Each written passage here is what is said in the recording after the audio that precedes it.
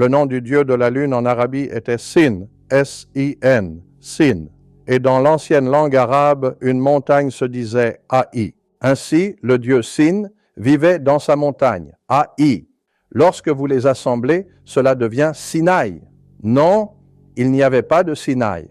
C'était simplement le dieu Sin sur la montagne appelé Aï. Réveillez-vous, c'est juste le culte du dieu de la lune. C'est pourquoi les Juifs célèbrent après le coucher du soleil, car c'est à ce moment-là que le dieu de la lune apparaît. Ils ne vont pas avoir leur jour saint en plein jour, car c'est à ce moment-là que les chrétiens adorent le soleil. Mais Dieu a dit que ce n'était pas leur moment sacré lorsque le soleil est levé, le dimanche, le jour du soleil.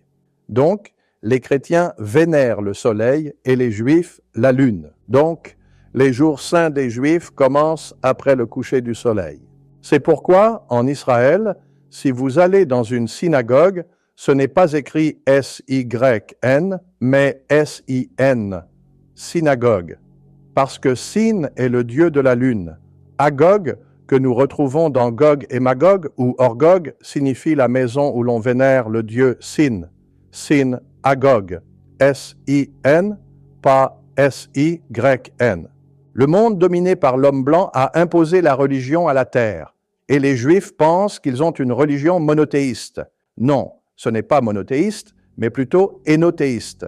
Les chrétiens pensent qu'ils détiennent la vérité absolue, mais ils ne réalisent pas qu'ils ne font qu'adorer le soleil.